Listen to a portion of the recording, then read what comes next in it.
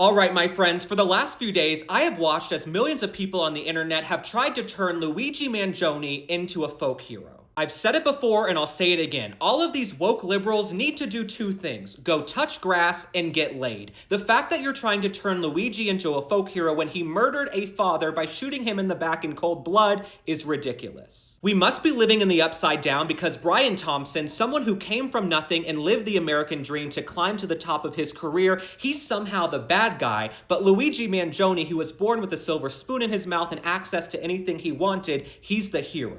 This is an actual article that Vogue just put out. It's called, "Has Luigi Mangione Summoned the Very Best or the Very Worst of the Internet? The Jury's Still Out." And look, you all know me by now. I'm not a square, I'm not a boring person. I understand social media is where we say whatever we want, we say our worst impulses, and that's what's happening with Luigi Mangione for the most part. But I also know we have a sick obsession with series like Jeffrey Dahmer, series on Ted Bundy, etc.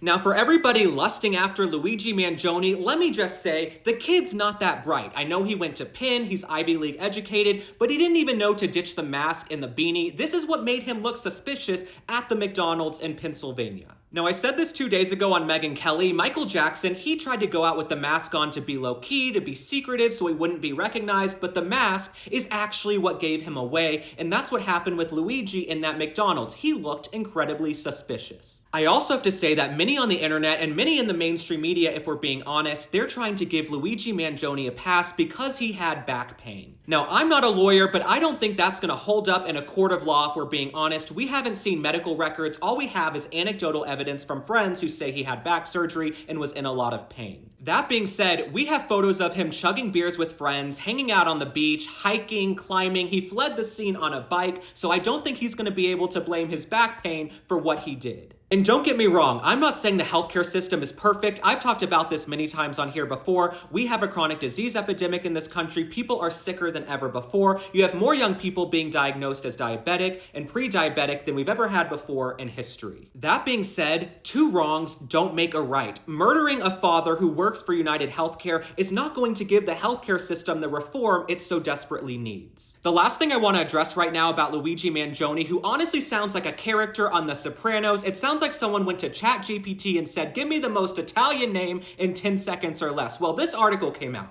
It says, "Doctors reveal how a lack of sex can turn men into killers." Now, this is a bunch of buffoonery, tomfoolery, and malarkey. I don't think this is gonna hold up in a court of law either. We've all been through a dry spell, okay? Unfortunately, we've all gone through dry spells, but not all of us go out there and kill people. Every single person on planet Earth has been frustrated at one point or another. I went on a 3-week cruise with my family one time. I came home a little bit pent up. Did I go out and kill someone and shoot them? No, I didn't. Stop trying to sell me that this guy had back pain, that he couldn't get laid. Woe is me, I'm playing the smallest violin on earth. This guy, he was deranged, he was unwell, he was in dire need of help, and now he's gonna spend the rest of his life behind bars. All right, my friends, thanks for liking and following. Drop a comment, tell me how you feel about Luigi Mangione. I'll be covering this story. I will see you on the next one. Bye.